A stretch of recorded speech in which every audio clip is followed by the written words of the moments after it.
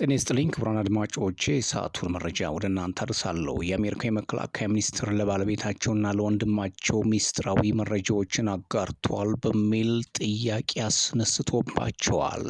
የአሜሪካው መከላከያ ሚኒስትር ፔግ ሄግሴት ባለፈው ወር በግል ስልካቸው በየመን ሁቲ አማጽያን ላይ የሚፈጸም ጥቃትን በሲግናል የመልእክት መለዋወጫ በኩል ባለቤታቸው የግል ጠበቃቸውና ወንድማቸውን አካተው ማጋራታቸውን በአሜሪካም የቢቢሲ አጋር የሆነው ሲቢኤስ መዘገቡ ዓለምን እያነጋገረ ይገኛል። ሚኒስትሩ ሚስጥራዊ የሆኑ ወታደራዊ መረጃዎችን በሲግናል የመልእክት መለዋወጫ በኩል እንደ አውሮፓውያን አቆጣጠር መጋቢት 15 በየመን የሁቲ አማጽያን ላይ የተፈጸመን ጥቃት ሲያጋሩ ይህ ለሁለተኛ ጊዜ ነው ተብሏል።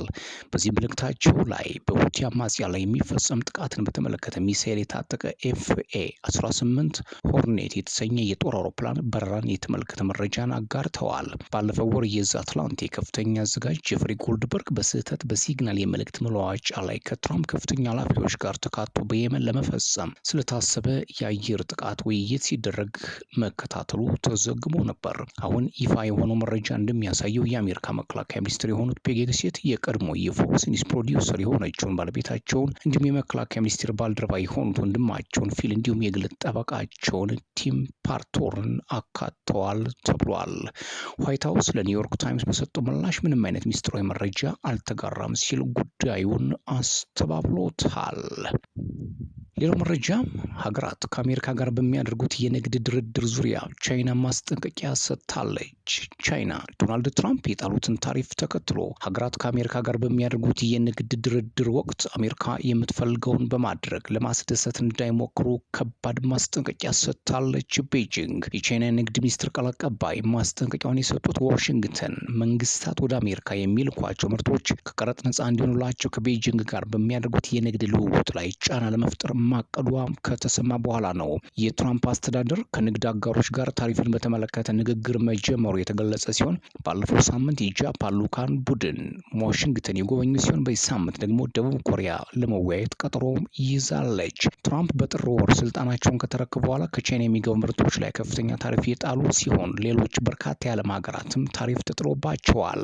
የቻይና የንግድ ሚኒስትር ቃል አቀባይ ለማስደሰት የሚደረግ ጥረት ሰላም አያመጣም፣ እንዲሁም ማመቻመች ክብርን አያቀዳጅም ሲሉ ተደምጠዋል። ቻይና ሁሉም አካላት ከፍትሃዊነት ጎን መቆም እንዳለባቸው ታምናለች። እንዲሁም ዓለም አቀፍ የምጣኔ ሀብትና የንግድ ህጎች እንዲሁም የሀገራት የንግድ ስርዓት መከላከል አለባቸው። ባለፈው ሳምንት ዎል ስትሪት ጆርናል አሜሪካም ታሪፍን በተመለከተ ከሀገራት ጋር በምታደርገው ድርድር ከቻይና ጋር በሚኖራቸው ንግድ ላይ አዲስ ገደብ በመጣል ጫና ለማድረግ እንደምትፈልግ ዘግቦ ነበር።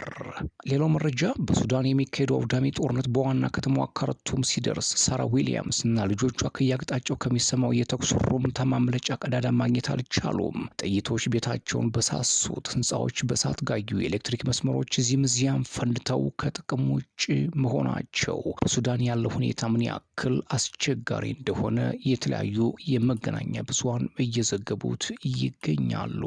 ሌላው መረጃ በየ3 ደቂቃው አንድ ሰው በመኪና አደጋ የሚሞትበት የዓለማችን አደገኛ ሀገር ይፋ ሆናለች።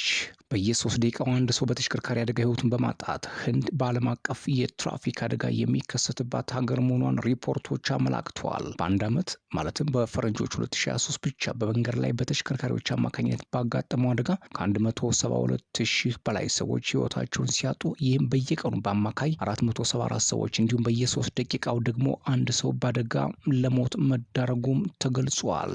በህንድ በተጠቀሰው ጊዜ ከ480 ሺህ በላይ የተሽከርካሪ አደጋዎች የተመዘገቡ ሲሆን በዚህ ሳቢያም ከ170 ሺህ በላይ ሰዎች ለሞት ሲዳረጉ በመቶ ሺዎች የሚቆጠሩ ደግሞ ጉዳት ደርሶባቸዋል። ክቡራትና ክቡራን ለሰዓቱ የነበሩኝ አጫጭር መረጃዎች እነዚህን ይመስሉ ነበሩ። ሰብስክራይብ፣ ላይክ፣ ሼር፣ ኮሜንት እያደረጋችሁ ቤተሰብ ሁኑ።